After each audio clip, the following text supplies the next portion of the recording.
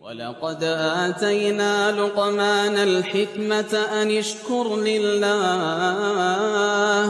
ومن يشكر فإنما يشكر لنفسه ومن كفر فإن الله غني حميد وإذ قال لقمان لابنه وهو يعظه يا بني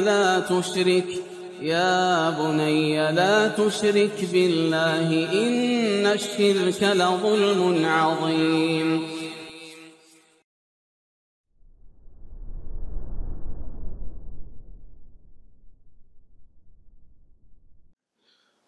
Bismillahirrahmanirrahim. Assalamualaikum warahmatullahi wabarakatuh.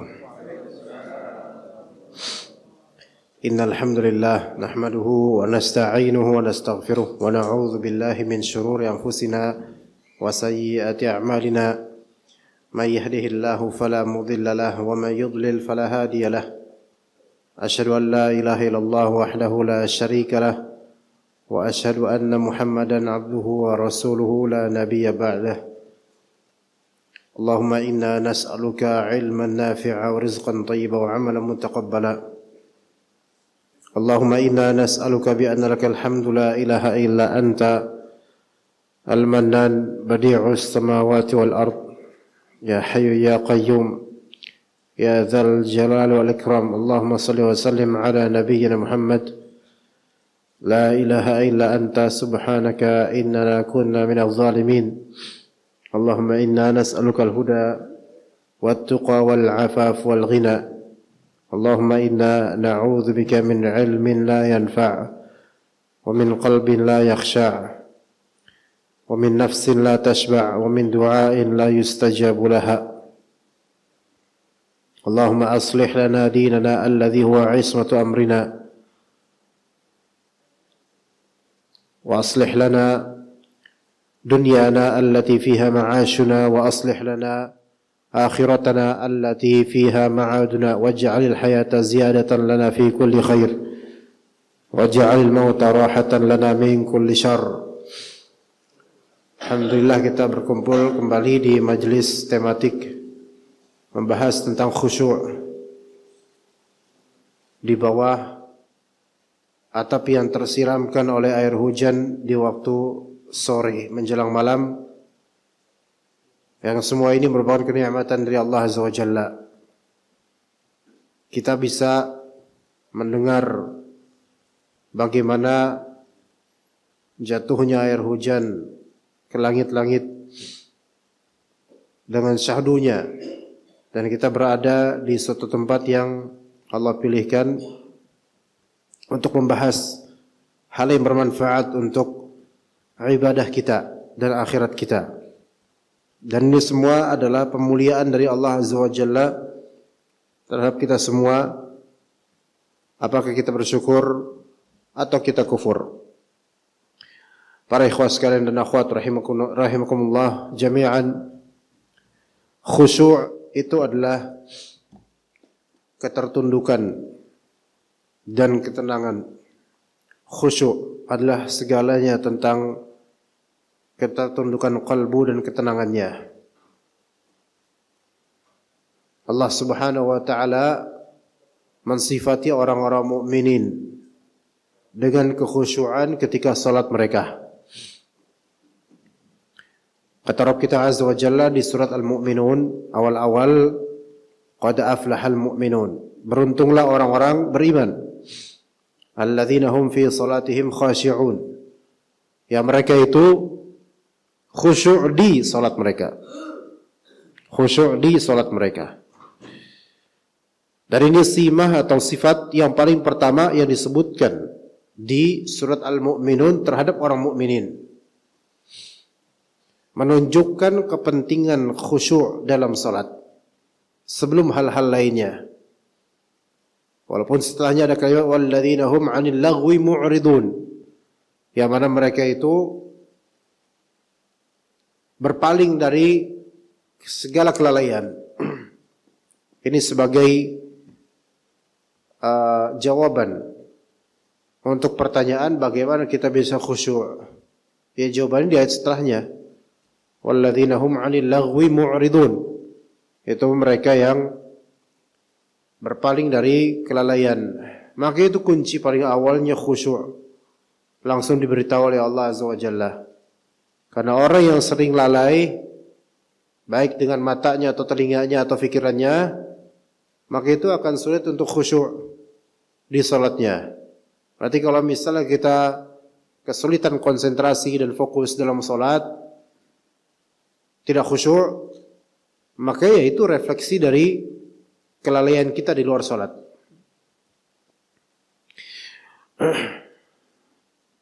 Dan al-khusyuk fi shalah, khusyuk dalam salat itu adalah hudurul qalb fima baina yaday Allah mahabbatan wa ta'ziman.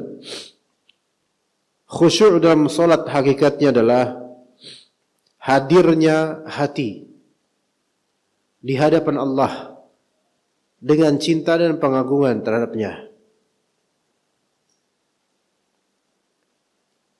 Ya, jadi hati itu hadir ketika salat dan merasa di hadapan Allah Azza wa Jalla dengan cintanya kepada Allah, pengagungannya terhadap Allah, juga khaufan min iqabih wa raghbatan fi thawabih. Dengan adanya juga rasa takut akan hukumannya dan berharap ganjarannya. Ya. Itu dalam salat, karena segala ibadah itu rukun ma'nawinya itu selalu 3. Semua ibadah rukun ma'nawinya selalu 3. Pertama, mahabbah, cinta pada Allah. Kedua, khauf, takut pada Allah. Ketiga, raja, yaitu berharap pada Allah. Semua ibadah, termasuk ngajinya antum di sini, ngajarnya di sini, wajib kita mencintai Allah. Bagaimana caranya? Mencintai apa yang dibahas, yaitu ilmu agama yang itu diperintahkan oleh Allah. Mencintai ayat yang disebut-sebut, mencintai hadis yang akan disebut. Kemudian ada rasa takut. Ada rasa takut kita ke majelis ini bukan takut keduniaan, melainkan takut amalan kita diterima apa enggak di majelis ini. Takut ilmu yang disampaikan atau yang diwartakan itu jadi bala atau jadi nikmat. Takut enggak diterima, takut hukuman dari Allah. Kemudian ada rasa harap juga. Berharap diberi pahala oleh Allah. Berharap diterima amal ini. Berharap ditingkatkan derajat kita dengan sebab ridha Allah, kemudian dengan sebab yaitu ke majelis ilmu. Maka khusyuk itu adalah kehadiran qalbunya. Kata para ulama bahwasanya khusyuk itu awalnya di qalbu dan menjalar ke seluruh anggota tubuh. Jadi pangkalnya khusyuk awal di qalbu, bukan di anggota tubuh. Anggota tubuh itu terefekkan dengan kekhusyuan hati. Kalau misal dibalik, orang khusyuk anggota tubuhnya saja dan dia tidak khusyuk qalbunya, maka ini yang disebut oleh para salaf sebagai khusyu'un nifaq, khusyuk yang munafik, yaitu luarnya aja kelihatan khusyuk, dalamnya enggak. Maka ini khusyu'un nifaq, khusyuk kemunafikan.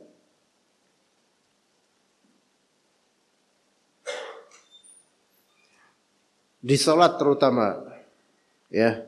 Jadi jangan cuma memperhatikan luaran doang, kalbunya kemana tuh ketika salat, ya. Dan orang yang berusaha khusyuk berarti kan dia berusaha menghilangkan was-was dan bisikan-bisikan di kalbunya, gambaran tentang dunia dan hal-hal yang tidak ada dalam salatnya atau bukan termasuk bagian dari salat. Dia tidak pikirkan itu. Khusyuk itu menghadirkan kalbunya di hadapan Allah Ta'ala karena cinta padanya, takut padanya, berharap padanya, dengan mendalami apa yang diucapkan atau didengar dari bacaan, entah itu ayat Al-Quran atau zikir-zikir dan doa yang ada di dalam salatnya. Jadi asalnya khusyu'ul qalb, khusyuknya hati. Asalnya khusyuknya raja segala anggota tubuh, itu khusyuknya qalbu, hati. Sa'id bin Al-Musayyib radhiyallahu rahimahullah, beliau melihat rajulan ya'bathu fi salatih, melihat seorang agak bermain-main dalam salatnya, yaitu garuk apa, melakukan gerakan-gerakan dalam salatnya yang bukan gerakan salat. Maka berkata Sa'id bin Musayyib, "Lau khasha'a qalbu hadha la khasha'at jawarihuh." Seandainya hati orang ini khusyuk, maka akan khusyuklah anggota tubuhnya. Maka kalau orang kebanyakan gerak dalam salat, apalagi tanpa hajat, ya, maka itu cerminan bagaimana kalbunya dia sedang salat. Kecuali orang yang punya penyakit cepat gerak, punya penyakit dia tidak bisa diam. Ya, gitu. Ya. Maka ini kadang dimaklumi, ya. Dan seorang hamba itu tidak dapat apa-apa dari salatnya kecuali yang mampir di hatinya dari pemaknaan dan juga penerapan di kalbunya, yang dia pahami dari lafal-lafal itu dan dia porsikan di hatinya untuk sampai ke hatinya, itu yang dia dapat dari pahala. Karena boleh jadi seseorang yang disebut oleh Nabi SAW, innal abda la yusalli salatan wa la yuktabu lahu illa rubu'uha illa khumusuha illa sudusuha hatta balagha ushruha. Ada hamba salat dengan suatu salat, tapi tidak tercatat pahala buat dia kecuali 1/4-nya doang, atau mungkin 1/5-nya doang, atau 1/6-nya doang pahalanya, atau bahkan 1/10 dari komplit salat itu, cuma segitu doang pahalanya. Bisa. Bahkan bisa jadi ada orang salat nggak ada pahalanya sama sekali. Ya subhanallah, ada orang salat nggak ada pahalanya sama sekali, nggak ada khusyuk-khusyuknya. Ada sebagian ulama mengatakan kalau seseorang salat nggak ada khusyuknya dari awal takbiratul ihram sampai akhir salam, ada yang mengatakan ini salat tidak sah. Yaitu dari awal takbiratul ihram dia hanya menunaikan rukun salat tanpa ada pemikiran ke salat gitu loh, kemana-mana pikirannya. Sampai ada yang mengatakan ini salatnya nggak sah. Walaupun kebanyakan ulama mengatakan salatnya tetap sah. Tapi ini menunjukkan bahwasanya salat seseorang itu berpotensi tidak berpahala. Walaupun gugur kewajiban salatnya karena dia telah melakukannya, tapi berpotensi tidak berpahala jika tidak ada kekhusyuan. Dan Nabi SAW, tentu kita tahu beliau adalah yang paling khusyuk salatnya, dan contoh kekhusyuannya dari Nabi SAW. Memberikan contoh juga di antara yang bisa menyebabkan khusyuk, setelah doa iftitah kita baca ta'awudz sebelum baca bismillahirrahmanirrahim, Al-Fatihah. A'udzu billahi minasyaitonir rajim, atau a'udzu billahi as-sami'il 'alim minasyaitonir rajim. Nah, kenapa banyak orang nggak bisa khusyuk? Di antara sebabnya dia nggak baca ini, atau kalaupun baca nggak pakai hati juga bacanya. A'udzu billahi minasyaitonir rajim. Banyak orang ngomong a'udzubillahi minasyaitonir rajim enggak pakai hati. Lisannya doang. Iya. Nggak terjaga dari bisikan syaitan. Coba kalau ketika dia baca a'udzubillahi minasyaitonirrajim, benar-benar hatinya itu juga meminta pada Allah untuk dilindungi dari bisikan syaitan, Allah akan bantu dia. Allah akan bantu dia. Ya. Maka setelahnya insya Allah Allah mudahkan dia untuk memikirkan tentang salatnya dan apa yang ada padanya dari perkataan, dari gerakan, atau apa yang dia dengar dari imam. Kalau dia menjadi makmum di salat jahriyah. Itu. Tapi karena salah satu kunci ini nggak dipegang, maka nggak banyak yang dia perhatikan dari lafal-lafal dalam salat. A'udzubillahi minasyaitonirrajim ya? Enggak. Atau mungkin seseorang mengatakan a'udzubillahi minasyaitonirrajim di sebelum salat. Ini tidak disyariatkan. Enggak disyariatkan ya enggak? Banyak enggak imam kayak gitu? Pas mau salat nih. A'udzubillahi minasyaitonirrajim. Bismillahirrahmanirrahim. Baca ayat kursi dulu dong.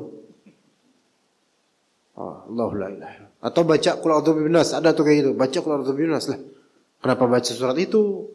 Makmum nungguin dia takbiratul ihram, dia baca qul a'udzu birabbinas. Sebelum salat udah melakukan bid'ah. Belum mulai salat udah digondol setan. Loh, kok gondol setan? Kan ini qul a'udzu birabbinas. Bukan masalah Al-Qur'annya sekarang. Masalah mengkhususkan bacaan di suatu ibadah murni dan dirutinkan tanpa dalil, makin menjadi bid'ah. Maka ini menjadi bid'ah.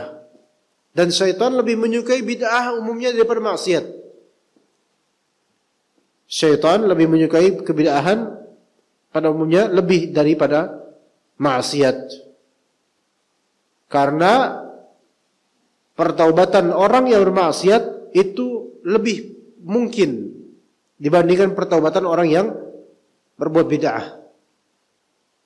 Gimana mau taubat kalau dia merasa itu adalah kebaikan? Masa saya taubat dari kebaikan? Kan ini bagus. Gitu. Ini adalah tipu daya dari syaitan.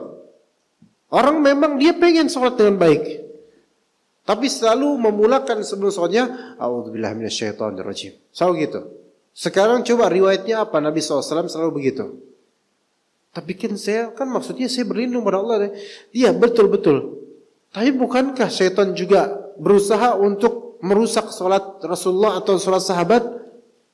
Dan apakah teriwayatkan dari mereka setiap sebelum sholat ta'awudz dulu? Atau jangan-jangan ya antum justru yang terjebak dalam bisikan syaitan untuk berbuat bid'ah? Gitu. Ya.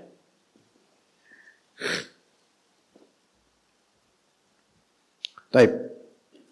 Jadi baca a'udzubillahi minasyaitonirrajim itu ketika kita mau baca Al-Fatihah. Tapi kalau di salat jahriyah, imam rakaat pertama kedua baca keras tuh Al-Fatihah. Maka kita enggak baca a'udzubillahi minasyaitonirrajim dan tidak baca Al-Fatihah enggak apa-apa. Tapi wajib dengerin. Dan wajib untuk betul-betul dan dianjurkan untuk betul-betul memahami makna dari Al-Fatihah itu. Sesuai dan relevan dengan kandungan makna itu. Maka jangan merenungi hal yang tidak ada kaitan dengan kandungan Al-Fatihah secara relevansi. Seperti alhamdulillahi rabbil alamin. Terus yang antum pikirkan adalah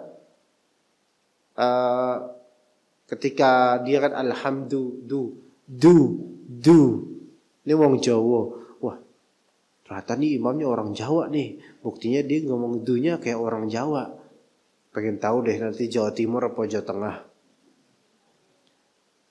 Khusyuk gitu kelihatannya. Apakah ini benar-benar khusyuk? Ini enggak khusyuk, ini ngelantur kemana-mana. Ya. Atau audiens makmum ini memikirkan langgam dan cengkok dari bacaan imam. Ya. Alhamdulillahi rabbil alamin. Ar-Rahmanir Rahim. Yang difikir oleh makmumnya ini nih secara nada mirip sama Syekh Sudes, tapi secara beratnya suara kayak Syekh Surem. Ya. Tapi ada mirip-mirip Syekh Ali Jabir juga, tapi gimana ya? Kayaknya perpaduan deh itu. Imam udah sampai surat, dia masih mikirin syekh-syekh itu. Ini nggak relevan, bukan tadabbur, bukan tafakur, bukan khusyuk. Ya, gitu nggak nyambung di situ. Coba kalau misalnya antum nyangkutnya di hal-hal yang seolah-olah lafal bahasa Indonesia, terus kemudian mikirin hal lain. Di surah Al-Baqarah imamnya baca wa fil akhirati hasanah wa qina adzabannar, wa fil akhirati. Dia mikirnya apa? Roti. Ini nggak ada nyambungnya sama ayat roti. Halafal wa fil akhirati, rotinya. Subhanallah, ini nggak nyambungnya. Ini nggak ada tadabbur sama sekali. Kemudian dimaknai, oh ini berarti di akhirat ada roti. Soalnya nggak ada seperti ini, nggak ada, ini nggak nyambung. Ya, gitu. Kemudian ketika antum baca amin, banyak dari manusia, hamba Allah termasuk kita semua mungkin, yang amin itu ya amin tok. Aminnya amin tok, gimana amin tok? Amin doang, amin gitu, amin. Nah iya amin, baca amin sunnah betul, tetapi di balik amin itu kan ada makna. Amin maknanya Allahumma stajib. Ya Allah, jawablah. Apa ya? Jawab apa? Doa yang ada di Al-Fatihah. Ihdinas siratal mustaqim siratal ladzina an'amta 'alaihim ghairil maghdubi 'alaihim. Nah, orang cuma bilang amin. Ya Allah jawablah gitu kan. Kalau cuma ngomong ya Allah jawablah itu amin, tapi sebelumnya dia enggak memikirkan kandungan makna dari ayat yang tadi itu, akhir Al-Fatihah. Lah terus apa artinya dia amin? Apa bedanya sama di masjid-masjid yang setelah selesai sholat fardu, setelah zikir berjamaah, kemudian ada tukang baca doa yang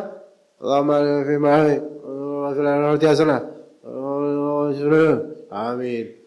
Yang amin, amin. Doa belum selesai, amin, amin, amin, amin. Pokoknya ada yang lain juga ketika dinaikin, amin. Dinaikin, amin. Kan gitu modenya doa banyak di kita. Ya enggak? Wa'alaikum sultanik. Amin. Coba kalau doanya flat. Rabbana atina fid dunya hasanah wa fil akhirati hasanah wa qina adzabannar. Itu yang aminin bingung. Bagaimana gua aminin ya? Asalnya amin, amin, amin, amin gitu. Ini enggak pakai hati. Yang jadi Bilal atau yang baca doa pun enggak pakai hati, enggak khusyuk ini. Udah gitu template sesuai dengan ormas yang berlaku. Template di masing-masing. Pokoknya antum pernah dengar dah wali azimi sultanik. Pernah dengar enggak? Artinya apa coba? Enggak tahu kan? Sama mereka. Asal amin aja. Allahumma arina fi man hadait. Amin. Wa afina fi man afait. Amin. Oke, aminin betul. Tapi ngerti enggak artinya? Itu dia. Makanya perlu kita belajar itu doa-doa itu. Ya. Taib, kemudian di antara mazhar khusyuk, yaitu format khusyuk secara fisik, yaitu tangan kanan di atas tangan kiri ketika dia sedekap di perut. Sedekap itu di perut. Ini yang sahih. Bukan gini. Gini. Ini enggak benar hadisnya, enggak sahih, yang sahih ini. Bahkan juga di bawah juga sebagian ulama mengatakan sahih bawah pusar. Ala kulli hal itu gini. Ya.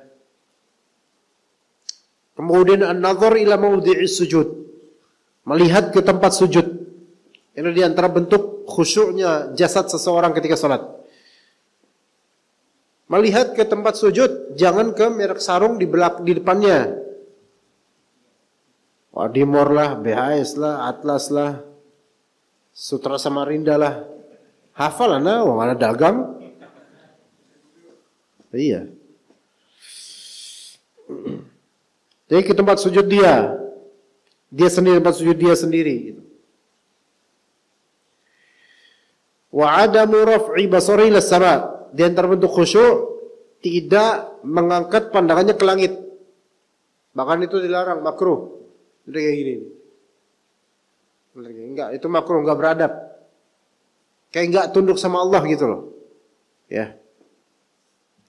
Wa adamul iltifat yaminan wa shimalan. Di antara bentuk khusyuk secara jasad adalah tidak noleh kanan atau kiri. Tidak noleh kanan atau kiri. Bahkan noleh kanan kiri dikatakan oleh Nabi SAW.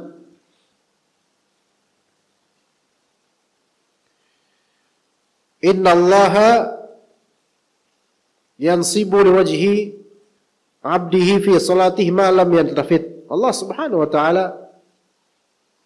menghadap pada orang ini yang lagi salat selama dia tidak menoleh. Maka kalau dia menoleh berarti Allah taala akan berpaling darinya. Karena dia tidak beradab. Jadi tidak menoleh kanan kiri. Dan enggak usah ngelirik kanan kiri kecuali hajat. Tapi kalau noleh, batal enggak? Kalau cuma sedikit sekali enggak batal. Apalagi kalau ada hajat, enggak batal. Tapi kalau noleh terus, enggak balik-balik, enggak tahu nih orang kenapa. Ya. Atau noleh, lihat sana sini. Itu bisa batal itu. Udah kayak bukan orang sholat. Ya. Jadi gerakan-gerakan sering, rutin, yang mempesonakan seolah-olah bukan orang lagi sholat, itu batal. Coba kalau misalnya ada orang sholat,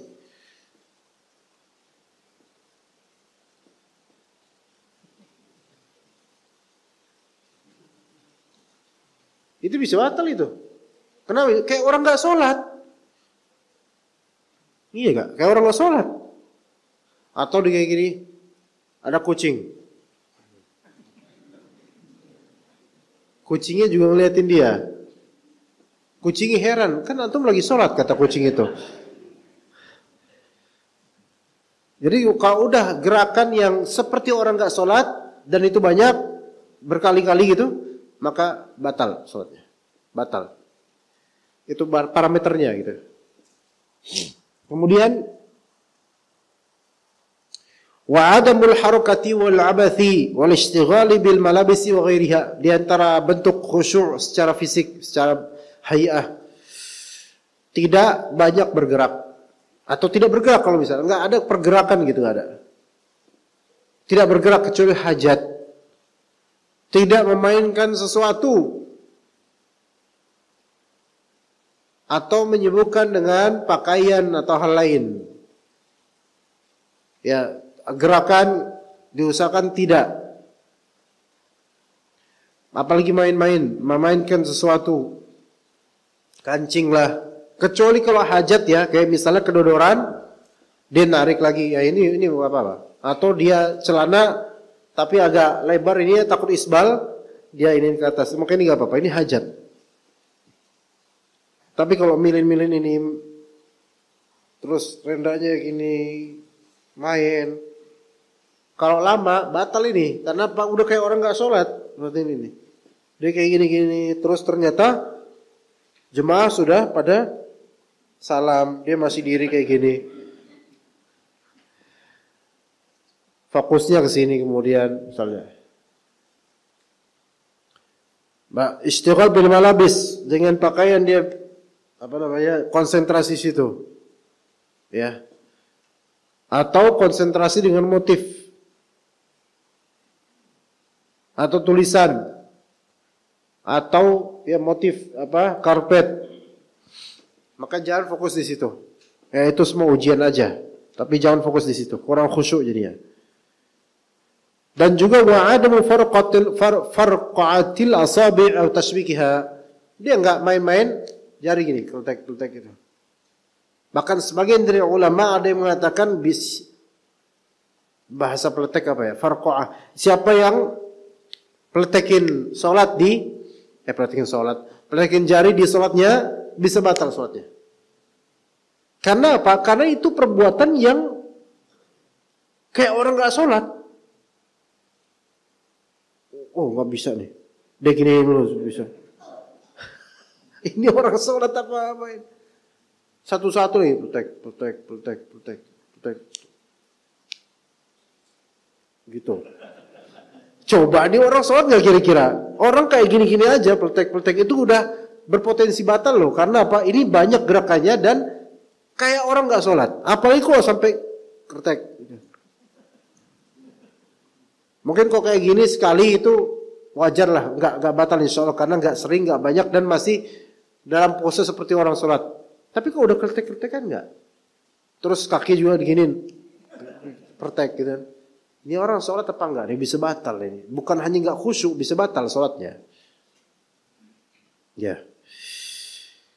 Ini semua menafikan khusyuk. Kata Abdullah bin Abbas radhiyallahu anhuma, "Rak'atani fi tafakkurin khairun min qiyami lailatin wal qalbu sahin." 2 rakaat saja namun dengan tafakkur, dengan merenungi benar-benar khusyuk lebih baik daripada qiyamul lailatin, yaitu salat semalaman tapi hatinya lalai. Antum salat 2 rakaat, ini bukan berarti mendiskreditkan atau mengurangi kadar qiyamul lail yang panjang, bukan. Antum salat 2 rakaat, tapi betul-betul hati itu hidup di salat itu lebih baik bagi Ibnu Abbas daripada semalam suntuk antum salat tapi nggak ada fokus-fokusnya. Sebagian dari kita mencita-citakan qiyamul lail kalau 10 terakhir Ramadan, bagus betul. Tapi coba pas qiyamul lail bener nggak kita udah ready gitu dan siap untuk khusyuk? Jangan cuman karena menang panjangnya kemudian merasa pahalanya lebih afdal. Orang yang sholat 2 rakaat atau 3 rakaat sederhana dan dia betul-betul ada itu ruhnya, ada ruh ibadahnya, itu lebih afdal daripada antum panjang-panjangan tapi nggak khusyuk sama sekali dan bahkan ngantuk-ngantukan kemudian mikirin hal lain. Ujiannya juga berat kalau misalnya imam baca panjang. Pertama, saya nggak ngerti dia baca surat apa. Kedua, saya nggak ngerti juga artinya apa tuh surat. Ketiga, saya nggak ngerti saya mau mikirin apa. Akhirnya dia mikirin belanjaan, mikirin apa gitu ya. Urusan kantor. Terus nanti baju baru pakai apa gitu. Itu. Imamnya nangis-nangis karena bacaan tentang azab, dianya mikirin hypermarket, mikirin Shopee. Udah sampai belum ya?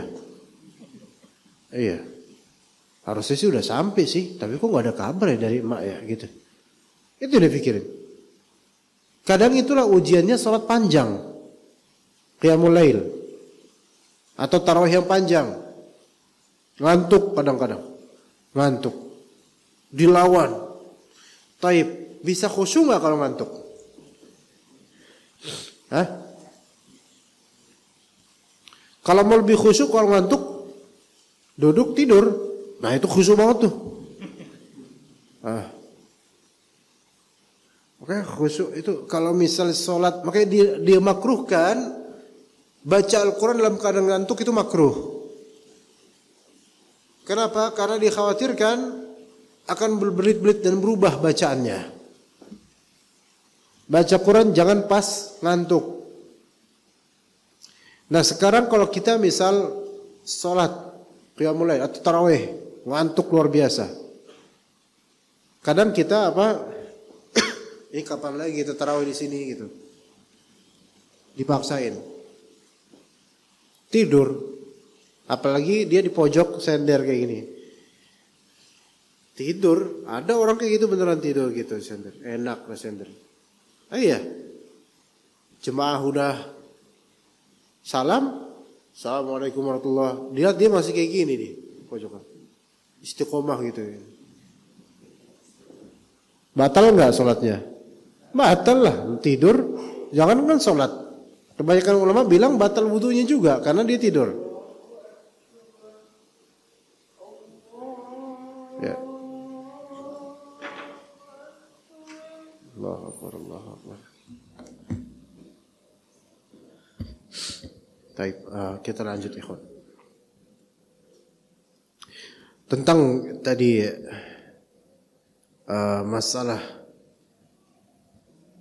iltifat, yaitu menoleh tanpa hajat ya. Nabi SAW pernah ditanya tentang menoleh ketika sholat. Maka kata Nabi SAW, huwa ikhtilasun yakhtalisuhu syaitan min sholatil abd. Noleh itu adalah suatu pencurian atau korupsi dari syaitan, dari salatnya hamba. Jadi itu dari syaitan.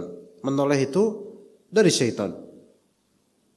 Dan dalam riwayat lain disebutkan oleh At-Tirmidzi dalam sunannya, iyyaka wal iltifata fi shalah fa innahu halakah.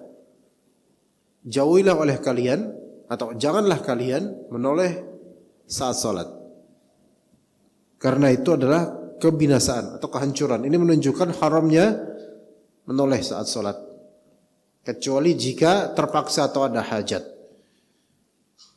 Ya. Kita itu kalau misalnya menghadap ke orang penting, presiden, menteri, atau orang-orang penting lah di lingkungan, maka kita akan berusaha untuk menghadap dengan keadaan yang sempurna gitu. Padahal ini hanya manusia. Ajaib jemaah.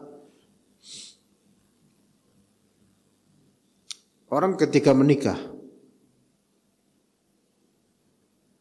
bahkan bukan menikah, belum menikah seserahan, lamaran. Itu kadang-kadang atau banyak dari kita itu bertele-tele dan make perhiasan ini itu, baju yang terbaik dan seterusnya. Tapi ketika sholat, enggak.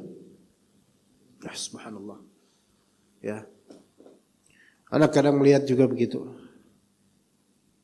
Terutama yang memiliki kekayaan. Anak kan juga kadang diminta sama beberapa keluarga orang itu untuk jadi ustadz yang nerima seserahan atau yang menyambut seserahan gitu. Kadang anak lihat mereka ini belum pesta pernikahan, belum kondangan, belum, cuma seserahan dan semisalnya. Pakaiannya itu masya Allah. Namun ketika ada azan, mereka malas untuk sholat. Subhanallah. Gitu juga kondangan-kondangan di banyak tempat. Pakai baju yang terbaik, batik yang terbaik, ya subhanallah. Namun ketika sholat, itu kadang memakai pakaian yang paling sederhana. Padahal dia menghadap Allah Azza wa Jalla. Atau bahkan enggak ke masjid, atau enggak sholat berjamaah, atau bahkan enggak sholat, ya subhanallah.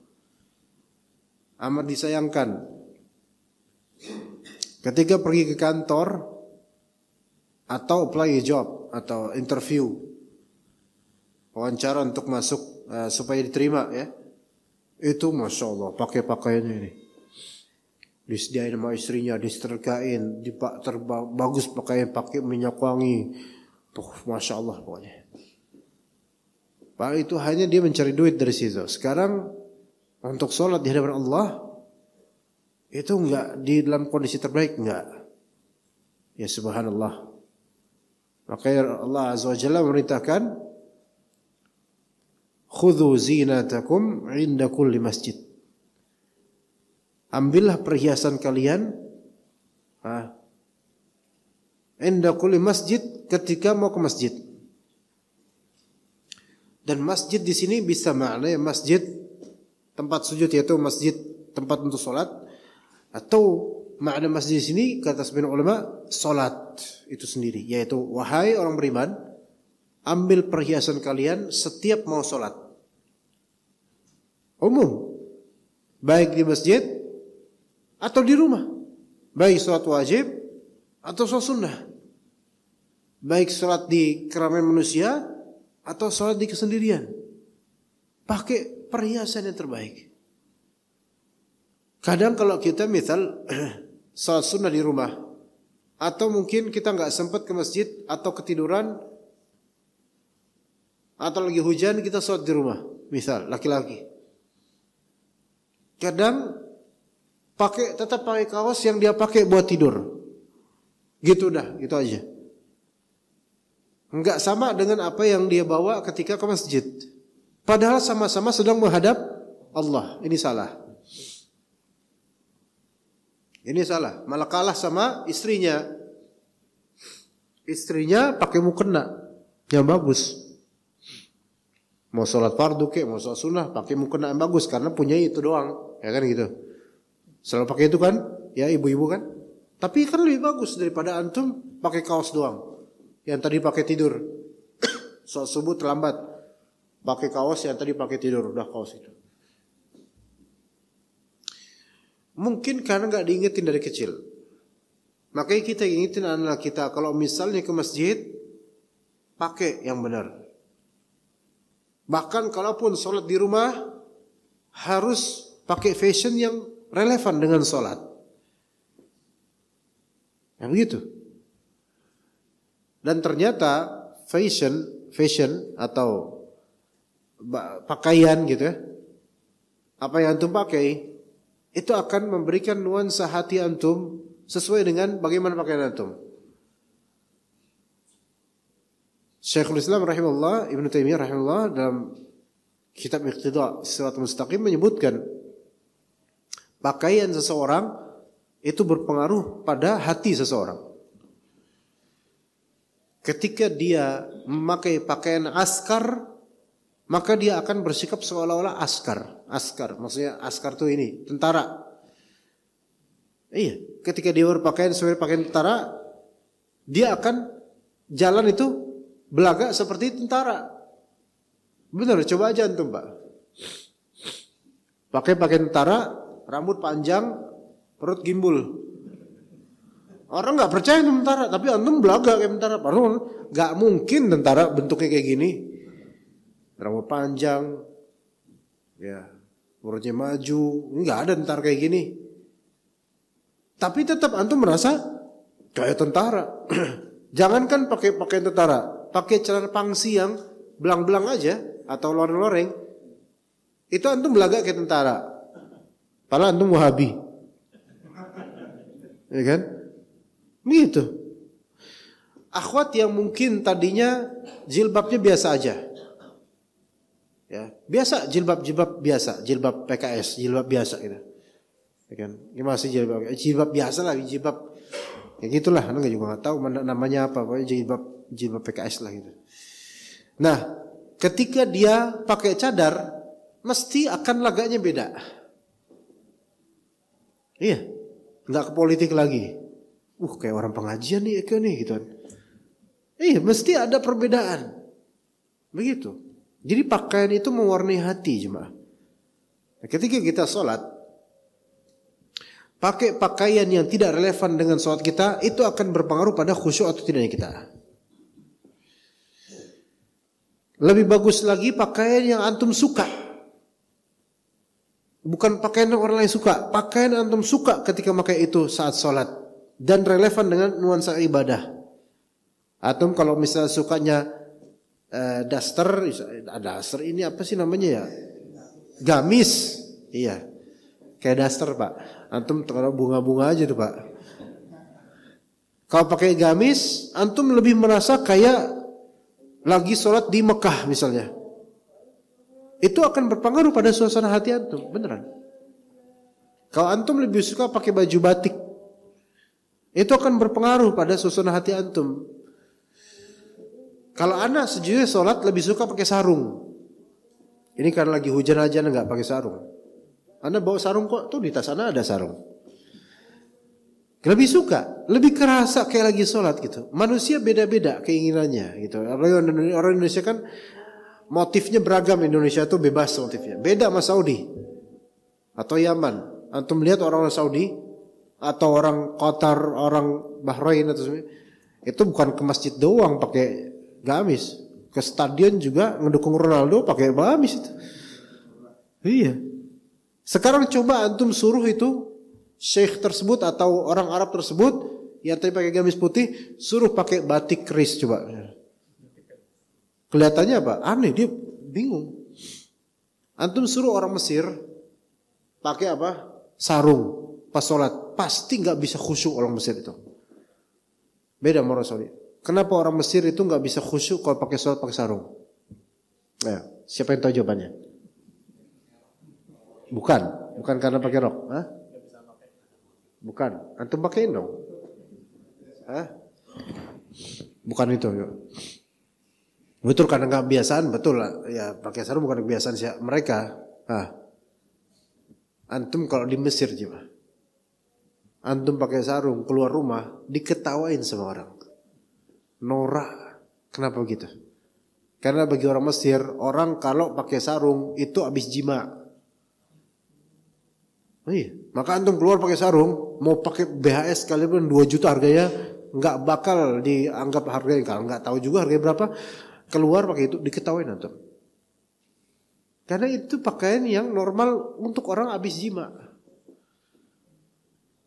Sekarang orang Mesir sholat pakai itu, yang dipikirin dia apa? Lah, gue lagi junub nih. Ya. Beda sama Saudi masih biasa karena di Mekah Madinah banyak orang Indonesia pakai sarung, jadi biasa aja nggak. Mereka juga nggak pakai hal seperti itu. Jadi pakaian itu bisa mewarnai hati gitu. Makanya Allah berikan kebebasan, khudhu zinatakum inda kulli masjid. Ambil perhiasan kalian. Ini kan perhiasan. Dan perhiasan yang dimaksud adalah perhiasan yang relevan dengan solat, searah dengan solat. Adapun perhiasan yang tidak relevan dengan solat atau bukan merupakan hal yang vital dalam solat dan tidak membangun nuansa solat, itu bukan yang dianjurkan. Apa contohnya? Watch. Jam tangan. Jam tangan ini perhiasan bukan? Tapi ketika antum pakai jam tangan ke masjid, apakah berpahala? Enggak. Karena apa? Ini enggak ada kaitan sama sholat. Gitu kan? Tapi kalau antum pakai sarung dan antum suka dengan sarung itu, masuk enggak sekarang perhiasan sholat? Masuk. Paham di sini bedanya? Misal ibu-ibu mau sholat nih, pakai anting yang paling ibu suka. Pakai, suka nih saya pakai anting. Pakai anting ada bola love-nya gitu.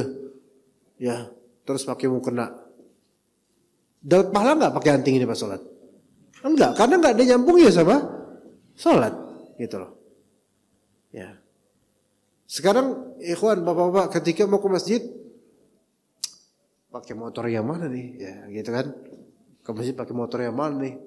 Ada ini, ada ini, ada ini. Ternyata di parkiran, itu motor orang semua itu. Kalau misalnya dia pakai motor yang paling bagus, sekarang motor apa yang paling bagus, ikhwan? Anda nggak tahu.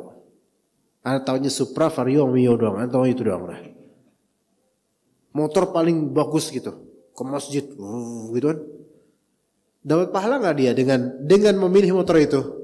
Enggak, karena enggak ada relevan dengan sholatnya. Dia pakai sendal. Ya, jalan kaki. Dia pakai sendal misalnya. Pakai sendal yang mereknya, apa merek sendal? Volvo misalnya. Hah? Enggak tahu merek sendal. Carville. Atau yang, mahal gitu. Bagus, sendalnya bagus. Ya. Dapat pahala enggak dia karena milih sendal itu? Enggak, karena dia enggak bakal pakai ke dalam masjid, enggak bakal kan?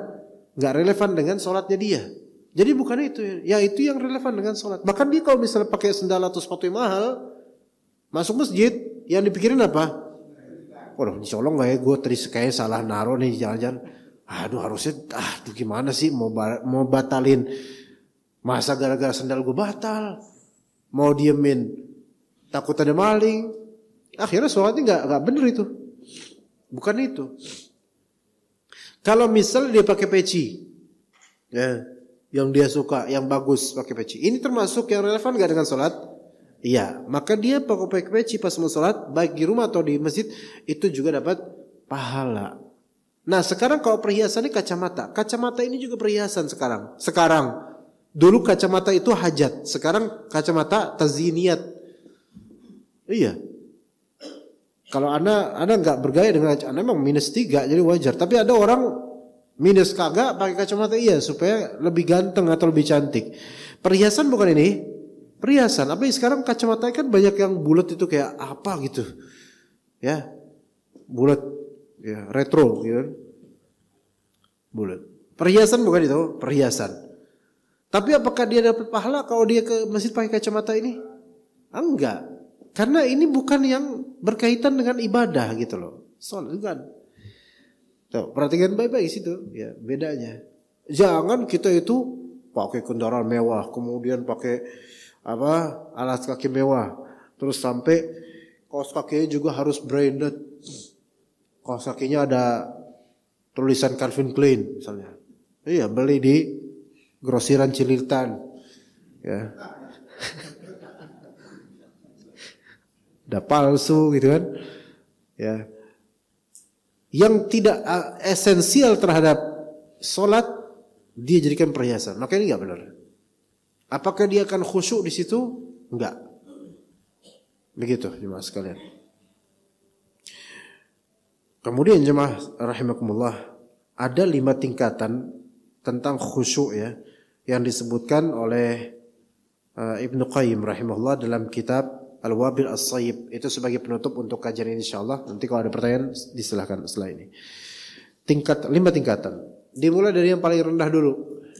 Ini 5 tingkatan terkait kekhusyuan. Kita yang mana sih gitu? Atau sholat maghrib kita yang mana tadi? Nanti sholat isya kita tingkatan yang mana? Itu bisa nanti dilihat. Yang pertama, tingkatan orang yang menzalimi dirinya sendiri dalam sholat.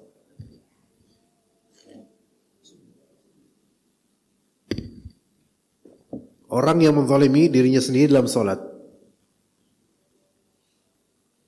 Siapa itu orang itu? Itu orang yang kurang dalam masalah wudunya, rukunnya, dan kewajiban sholat. Kurang dalam masalah wudunya, rukunnya, dan kewajiban sholat. Boleh jadi bahkan sholatnya tidak sah kadang-kadang. Wudunya itu kurang. Wudunya amburadul. Dan boleh jadi nggak sah wudunya. Ini orang nggak perhatian sama wudunya, nggak perhatian sama rukunnya, ini zalim sama diri sendiri. Yang dikhawatirkan tidak sah salatnya. Orang yang dia ketika takbiratul ihram dia angkat tangan doang dan nggak baca Allahu Akbar. Dia nggak sah sholatnya. Dan dia belum sholat. Belum sholat. Ini zalim pada dirinya sendiri. Orang nggak merhatiin wudunya, nggak merhatiin kesuciannya, nggak merhatiin rukun-rukunnya. Di antara contoh atau syarat sah sholat. Contoh lainnya, orang yang kalau misalnya dia sujud kelihatan belahan belakangnya.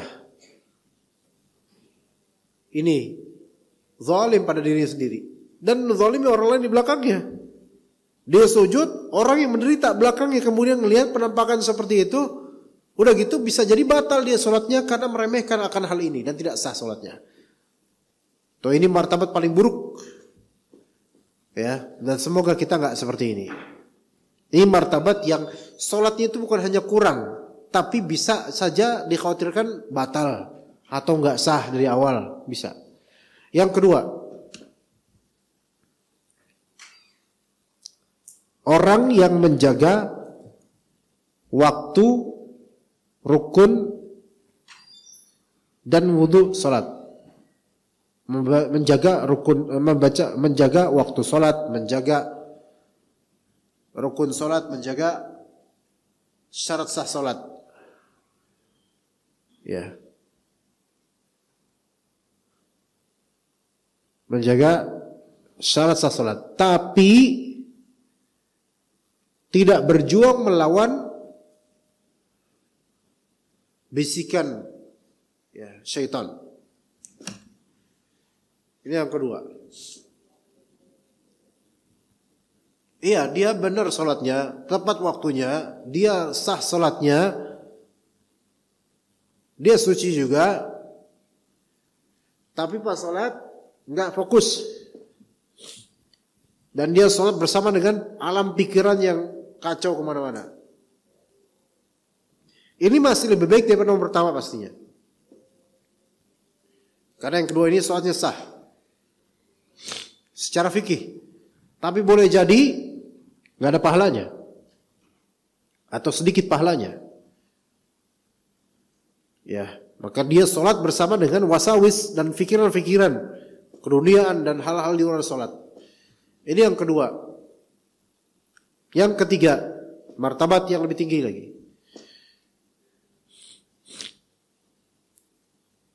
Orang yang sama, orang kedua itu menjaga waktunya, rukunnya dan wudunya,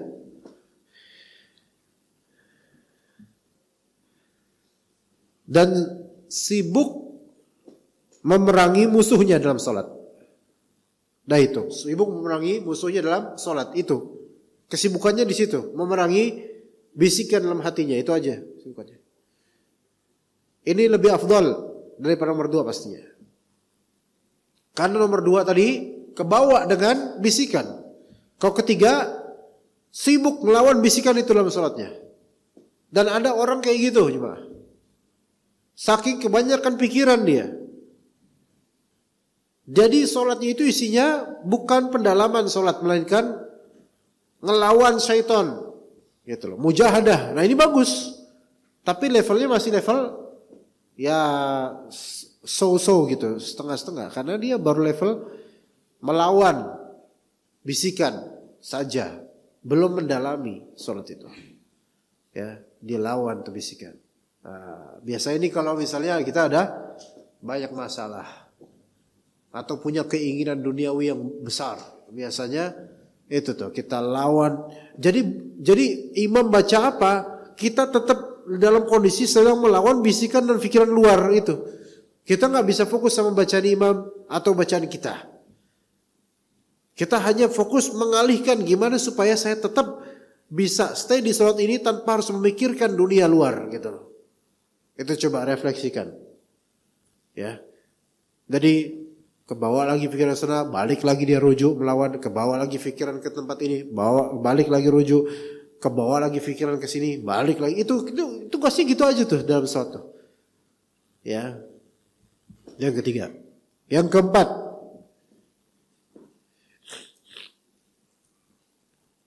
dia menjaga apa? Waktu sholat, menjaga rukun sholat, menjaga kebersihan sholat, wudu, ya. Dan dia tidak bertugas. Yang tiga tugasnya apa dia? Melawan bisikan. Ini bukan melawan bisikan, khalas. Ya.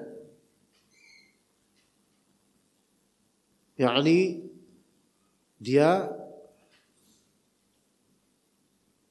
menenggelamkan kolbunya untuk menegakkan sholat.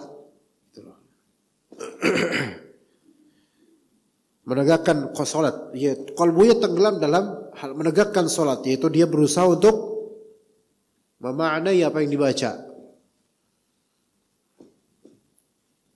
Ini udah levelnya udah khusyuk nih. Ini udah level khusyuk. Ya, ini udah level khusyuk. Dia maknai apa yang dia baca. Level khusyuk udah mulai ini. Ini udah bagus, udah khalas, ini udah bagus. Ini sudah masuk dalam alladzina hum fi shalatihim khashi'un. Nah, level paling tingginya adalah, yang intinya adalah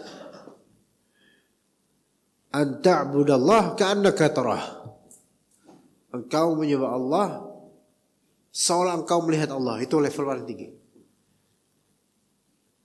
Yaitu menunaikan semua dari nomor 4. Dan dia betul-betul merasakan Allah Ta'ala di hadapannya. yakni makna dari kandungan ayat, bacaan itu disanubarikan di hatinya. Dan dia berharap betul pada Allah. Ini levelnya berbeda. Level yang seolah dia melihat dengan mata kalbunya Allah Ta'ala di hadapannya, yang melihatnya dan seterusnya. Ya ini. Gitu. Ini level tertinggi. Jadi level 4 dan 5 ini wallahu alam, level 4 dan 5 itu termasuk level ihsan. Yang kata Nabi SAW, an ta'budallaha ka'annaka tarah, fa in lam takun tarahu fa innahu yarak. Engkau beribadah pada Allah seolah-olah engkau melihat Allah. Ini level paling tinggi. Kemudian level bawahnya, fa in lam takun tarah fa innahu yarak. Kalau engkau enggak bisa melihat Allah, sesungguhnya dia melihatmu. Orang ibadah karena yang pertama paling tinggi yaitu karena mengharap Allah. Yang kedua level bawahnya beribadah karena takut sama Allah. Ini dua level berbeda. Ya. Dua level berbeda, ikhwan. Antum melakukan perbuatan karena mengharapkan pahala dengan melakukan perbuatan karena takut dosa, mana yang lebih tinggi? Yang mengharapkan pahala. Loh kok gitu? Ya iya. Emang kayak gitu. Sekarang coba. Misal di masalah dunia aja. Ada lampu merah. Antum berhenti gak? Sebabnya apa? Bukan ya karena lampu merah, Anda tahu karena lampu merah. Tapi ada sebab kenapa lampu merah antum berhenti. Betul, peraturan. Tapi apa yang antum harapkan? Karena menghindari kecelakaan. Berarti melakukan ini karena khawatir. Kalau saya nggak kayak gini, saya yang celaka nanti, gitu loh. Faham nggak? Ya. Atau ada CCTV atau kamera yang bisa melihat ya. Nanti kalau saya lewat batas ini ntar saya kena. Berarti dia melakukan itu karena apa? Karena khawatir kena gitu loh. Oke, situ sampai situ. Ada level yang lebih tinggi dari situ. Antum naik motor berhenti lampu merah, berhenti. Karena apa? Karena mengharapkan pahala dari Allah misal. Kif. Lebih tinggi mana?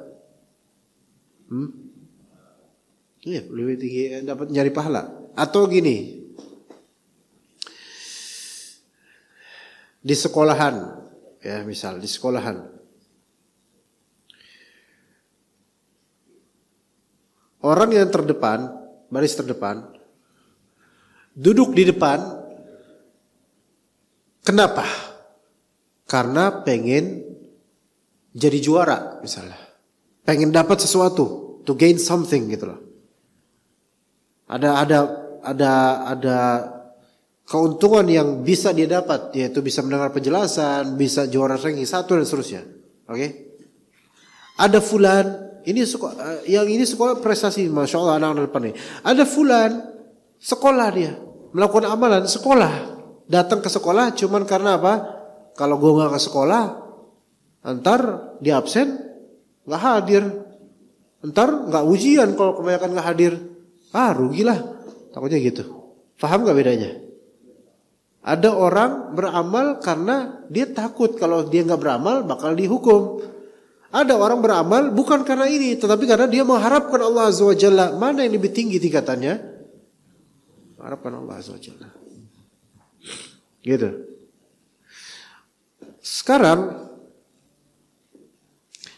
kampus misalnya, misal kuliah di Lipia, kuliah syariah, belajar kitab ini di Lipia, oke? Ikhwan pengajian enggak kuliah di Lipia, enggak bisa bahasa Arab. Taib. Yang kuliah di Lipia ini mereka ada beberapa ikhwan malas-malasan. Pas sebelum ujian belajar, tiba-tiba jadi rajin. Karena apa? takut rosip, takut nggak ada kelas. Nah, bapak-bapak di sini datang, ibu datang kemari, apakah karena takut nggak ada kelas? Enggak. Terus karena pengen apa? Iya, oke, pahala betul. Pengen dapat ilmu, iya enggak? Tapi ini belajar bukan karena pengen dapat ilmu, melainkan karena takut nggak ada kelas. Mana yang lebih bagus? Ayo. Mana yang lebih bagus? Mau bilang antum gak enak ya? Antum lebih bagus, beneran. Karena antum beramal untuk meraih sesuatu. Ini beramal karena menghindari sesuatu. Paham di sini?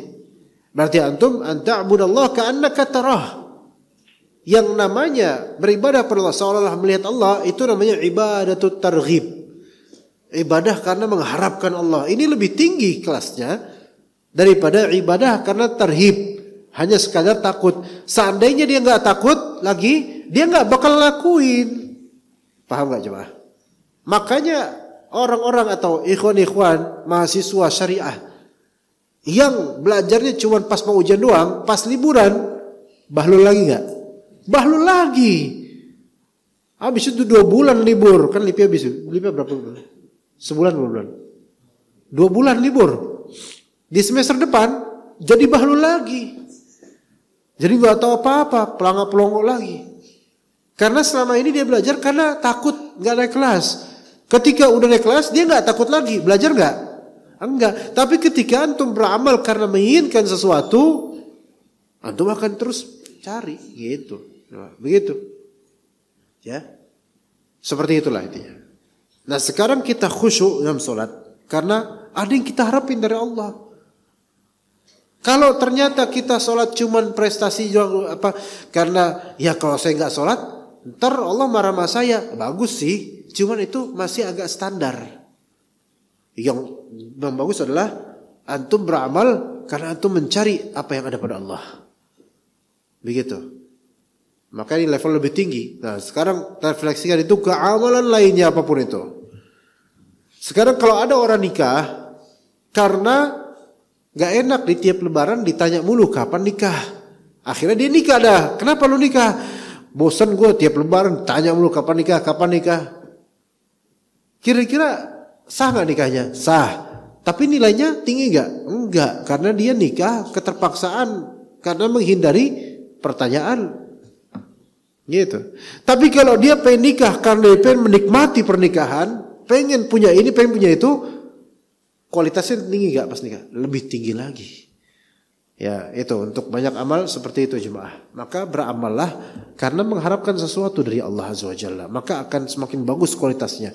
Pun begitu dengan sholat. Sholatlah karena seolah-olah engkau melihatnya. Karena orang yang seolah-olah melihat Allah, ia pasti mencari apa yang ada pada Allah. Gitu ya. Wallahu ta'ala alam. Untuk materi kita cukup sampai situ insyaAllah. Kita menuju tanya jawab. Ada pertanyaan enggak langsung dari ikhwan? Enggak ada? Ada yang pertanyaan langsung? Enggak ada? Atau akhwat mungkin ada yang bertanya? Ini ada pertanyaan. Assalamualaikum. Waalaikumsalam warahmatullahi wabarakatuh. Apakah sah salatnya seseorang jika imamnya melakukan bid'ah? Seperti membaca surat An-Nas sebelum salat berkonflik. Sah salatnya tentunya. Ini kita katakan kebid'ahan itu pun bukan kebid'ahan yang sampai mengkafirkan, ya. Walaupun ini tidak baik, cuman ini nggak masalah dengan keabsahan solat. Akidah Ahlussunnah wal Jamaah adalah dalam masalah imamah dan kemakmuman menjadi makmum terhadap imam ahli bid'ah selama kebid'ahannya tidak mengkafirkan pelakunya, maka solat tetap sah di belakangnya. Cuma lebih afdol mencari imam yang bersih dari kebid'ahan. Itu lebih afdol. Tapi kalau misalnya ternyata imam terdekat di masjid antum ya ahlul bid'ah, selama tidak menjurus kepada kekufuran bid'ahnya, maka antum salat di belakangnya enggak masalah. Tapi kalau misalnya bid'ahnya menjurus kepada kekufuran, seperti dialah yang menyembelih kepala kerbau untuk larung laut, maka antum tidak boleh salat di belakang dia. Walaupun betul Ini orang belum tentu bisa dikafirkan karena mungkin jahil. Tetapi karena menuju kekafiran bid'ah itu, maka hindari, itu lebih afdal. Seperti itu. Atau dia memberikan sesajen. Ini imam ini suka ngasih sesajen. Ya, di pohon bambu, pohon beringin, gudang kosong, ada sesajen. Ini kan menjurus kepada kekufuran. Maka kalau antum tahu keadaan dia kayak gitu, tidak boleh antum sholat di belakang dia karena dikhawatirkan tidak sah, walaupun tidak mesti juga langsung kita kafirkan karena mungkin dia orang jahil. Sampai sini paham ya jemaah? Begitu. Jadi imam walaupun ahli bid'ah, walaupun fasik, maka itu tetap kita sholat di belakangnya dan sah insyaallah. Adapun orang yang masturul hal, orang yang tidak kita ketahui keadaan keagamaannya gimana, tapi zahir muslim, maka kita sholat di belakangnya. Walaupun ternyata sebenarnya dia itu dukun misalnya. Tapi kita nggak tahu. Ketidaktahuan kita akan kenyataan dirinya itu tidak membatalkan sholat kita. Begitu. Ya. Seperti itu. Dan kita nggak perlu tuh cari tahu korek-korek, nggak perlu. Kita ke rest area, pas mau safar ke rest area. Terus ada imam yang pakai mobil lain, dia jadi imam. Bentar Pak, Mas, bentar dulu. Saya mau tanya, antum ahlu bid'ah enggak? Apaan ya maksudnya? Enggak. Antum suka bikin sajen enggak? Suka. Itu kapan sholatnya kalau kayak gitu? Malah dikepret mati nanti. Gimana kalau kayak gitu mah nyari masalah itu. Udah yang zahir muslim sudah. Ya begitu ya ikhwas sekalian. Baik. Ada lagi pertanyaan? Ya, Fadol Pak. Ya. Assalamualaikum Ustaz. Waalaikumsalam. Ada pertanyaan di YouTube. Oh, YouTube siapa tuh? YouTube-nya RQ Ustaz. YouTube siapa? Rumah Yayasan. Oh gitu ya. YouTube kita ada. Pertanyaan, ada kasus seorang istri sedang sholat duhur, kemudian di rakaat kedua suaminya datang dan mengetuk pintu. Apakah hukum istri membuka pintu kemudian melanjutkan rakaatnya atau diulang lagi Ustaz dari awal? Nutup pintu, suami nutup pintu, apa gimana menutup pintu ngapain? Jadi istrinya sedang sholat duhur di rakaat kedua, kemudian ada suaminya datang dan mengetuk pintu. Apakah hukum istri membuka pintu kemudian melanjutkan rakaatnya atau dari ulang lagi dari awal? Menutup pintu, suaminya. Mengetuk pintu. Mengetuk. Iya. Oh, Anda dengerin menutup. Mengetuk pintu. Suami datang, ya. Terus ini istri bukain pintu atau enggak? Ya. Jawabannya bisa bukain. Istrinya membuka pintu, kemudian melanjutkan rakaatnya lagi atau diulang dari awal? Melanjutkan, asal dia nggak ngobrol. Iya. Tapi seberapa jauh pintu sama dia sholat? Nah, ini Anda nggak tahu Ustaz. Anda apalagi Anda nggak tahu. Nah di sini kalau ya secara sini situ gitu nggak apa-apa, maka dia bukain. Iya, karena ada hajat sholat juga dan juga ini harus dibukain. Dia punya kewajiban untuk membukain. Maka boleh dibukain, balik lagi ke tempat dia sholat, terusin sholatnya. Bukan dimulai dari awal. Tapi kalau misalnya di atas, lantai atas, atau dia di gedung atau di mana, atau itu membutuhkan jalan panjang, maka sepertinya kalau itu dia batalkan. Atau dia tetap sholat. Dia tetap sholat, suaminya biarin dulu. Atau dia beri isyarat dengan bacaan, tapi tidak perlu, kalau perempuan tidak perlu untuk meninggikan bacaan. Boleh dia diamin dulu, nanti juga ngerti. Tapi biasanya suami bakal marah kalau kayak gitu biasanya. Kok Anda marah sih kok Anda? Hah? Ya masa tapi kadang-kadang laki-laki itu nggak memahami istri lagi sholat gitu loh. Jadi kadang gedor lagi, merasa dia yang bayar rumah gitu kan. Mau gedor lagi gitu kan. Nah maka kalau jaraknya terlalu jauh, masih satu lantai atau cuma beda kamar, maka dia boleh buka terus lanjutin sholatnya. Begitu, Pak. Fadhal. Antum masih kedinginan aja, Pak. Bulan lalu antum kedinginan di sini, sana antum kedinginan. Ayo, Pak. Fadhal. Assalamualaikum warahmatullahi wabarakatuh. Waalaikumsalam warahmatullahi wabarakatuh. Kalau sedang sholat, kalau anak kecil sedang bercanda, apa kita boleh menawelnya supaya toyor aja, Pak. ya, enggak menawel. Anak kecil di mana? Di samping. Iya. Noel tuh toeng gitu ya? Iya, Noel. supaya diem gitu. Iya boleh. Diberikan warning, ya. Dipegang tangannya, dipegang ininya. Dia bakal terzajar gitu, tersentak mungkin, sehingga tahu ini lagi diberikan warning. Ya boleh. Boleh mengingatkan seperti itu dengan isyarat, boleh. Tapi sesekali saja. Enggak setiap dia noleh atau gini dia noleh gitu. Lama-lama antum sibuk dengan muterin pola-pola dia gitu loh. Jadi sekali aja gitu. Bentar lu, kalau misalnya dia antum kan soft nih. Dia sama temennya nih berdua nih. Ya kan? Berdua nih sama temennya. Injek-injekan gitu kan. Kita kan biasa gitu anak kecil, injek-injekan. Antum tertarik pengen juga kan, karena dulu juga kayak gitu. Antum pengen cegah tuh anak berdua, maka antum boleh switch. Dia suruh di samping antum, sehingga antum di antara dua anak kecil. Kan mereka nggak bakal ini. Dan ternyata antum juga main injek. Nggak, kalau bisa switch kayak gitu juga boleh untuk menghindari keributan sholat atau bercanda mereka. Iya, tukar posisi boleh.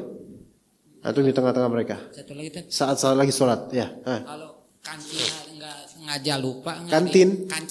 Kancingnya. Sama kancing kadang, ya, terus sama HP kadang kalau bunyi atau naruh di sini kita taruh geletak di bawah karena lupa, bisa ditaruh bawahnya kita taruh. Kancing lupa dikancingin. Iya. Kayak gini nih. Satu kancing. Satu doang gini. Nggak, kalau kancing lupa dikancingin, selama itu tidak membuka aurat atau tidak fahish, tidak buruk, kayak misalnya ternyata semuanya belum dikancingin dan kelihatan buruk sekali gitu, maka kalau cuma satu doang, enggak, jangan lakukan, karena itu bukan hajat sholat sama sekali, ya, begitu. Tapi kalau hajat sholat seperti antum pakai jaket belum diseletingin dan antum kedinginan, maka antum boleh ini demi kebaikan sholat antum, maka itu bedakan itu. Terus apa tadi? HP ada di mana? Ada di sini. Terus ditaruh di ini hal yang berbeda. Ini HP di sini. Terus lagi sholat. Pas lagi sholat. Udah sholat belum? Taruh di bawah. Ngapain taruh bawah? Oh gitu. Emang gitu? Anda enggak? Iya, kalau emang khawatir kayak gitu, nanti khawatir kayak gitu, maka boleh. Gitu. Seperti itu, kalau itu tujuannya maka boleh. Atau kalau misalnya HP-nya beringtone, apapun ringtone-nya, ya mau biasa ringtone phone atau apa, kalau dia karena alarm atau panggilan orang, maka boleh untuk dimatikan alarmnya. Atau diangkat teleponnya, geletakin. Dah gitu. Angkat boleh, reject boleh, pokoknya apalah gitu loh. Ya, diangkat, tapi jangan dijawab. Diangkat. Waalaikumsalam. Afwan akhi, lagi sholat. Batal. Ya.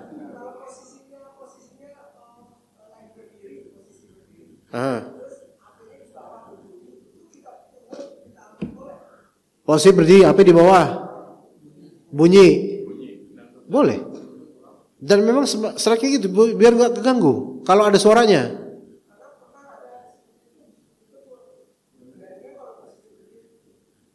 Ditegur gimana?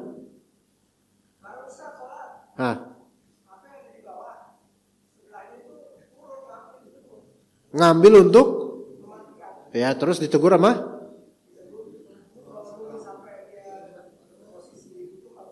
Oh enggak.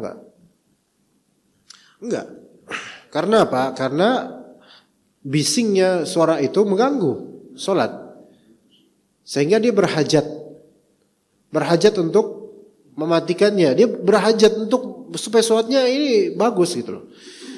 Iya, maka nggak masalah itu. Iya, karena ada sebab, yaitu bunyinya HP itu menyebabkan sholat bisa rusak, pikirnya bisa rusak. Maka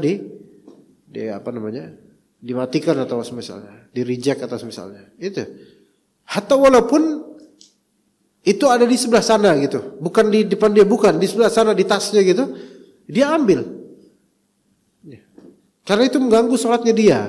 Apalagi kalau dia berjamaah banyak orang, maka dia lebih berkewajiban bertanggung jawab untuk tidak merusak sholat orang-orang. Enggak batal, Pak. Karena ini hajat sholat. Segala gerakan yang menampung, ya, segala gerakan yang mendukung kebutuhan sholat, kekhusyuan sholat, ya, itu diperbolehkan. Bahkan kadang-kadang diharuskan. Begitu. Daripada sholatnya rusak, ya enggak. Kayak misalnya ibu-ibu, anaknya digeletakin, nangis dia anak tuh. Sementara jemaah terganggu, iya dia ambil, udah, gendong. Gitu. Seperti itu. Masih nangis? Usahakan jangan nangis. Tapi kalau masih terus nangis, ya udah batin aja, karena udah nggak bisa, ini nggak kondusif. Dia bisa merusak banyak sholat banyak orang. Iya, bapak-bapak juga yang bawa anak kecil tuh, ya, anak nangis karena kepentok sama apa gitu kan. Pertok, wow, gitu, weng, gitu kan, nangis. Lah, terus antum sebagai bapaknya diem aja gitu, bikin orang sholat jadi rusak, hah? Bisa digendong nggak? Enggak, udah 6 tahun. Lah, udah 6 tahun masih digendong. Suruh pulang, batalin sholat antum, suruh pulang, atau aja pulang, udah gitu. Supaya sholat orang-orang itu nggak hancur tuh, berantakan khusyuknya mereka. Gitu. Terus anak-anaknya lari-larian, orang pada sholat, bersoft-soft, anaknya main galaksim, ya, atau main bentengan gitu, petak umpet dan semisalnya, kabur-kaburan. Itu bapaknya tanggung jawab itu, ya. Anaknya harus makanya itu sebagian anak itu bapaknya kemana gitu loh. Akhirnya bikin berisik masjid. Bapaknya ternyata ngopi di rumah, ya subhanallah. Nah, pergi masjid biar jadi anak soleh, bapaknya ngopi di rumah. Ini rata-rata anak-anak yang bandel di masjid, rata-rata bapaknya itu nggak ke masjid. Coba kalau bapaknya ke masjid, di sampingnya, diingetin terus, itu anak-anak akan nurut, insya Allah. Iya, kalau dia ada provokatornya temannya, kamu jangan main dulu sama itu, diam di sini sama bapak. Tegasin bapaknya gitu. Ya, jangan rusak sholat orang, nah, gitu ya. Oke, ada lagi? Atau cukup? Ya, kita cukup sampai sini. Masya Allah udah mau jam 8, kita cukup sampai sini. Barakallahu fikum jami'an. Wa sallallahu ala nabiyyina Muhammad wa ala alihi wa sahbihi ajma'in. Subhanakallahumma bihamdika asyhadu an la ilaha illa anta astaghfiruka wa atubu ilaik. Wassalamualaikum warahmatullahi wabarakatuh.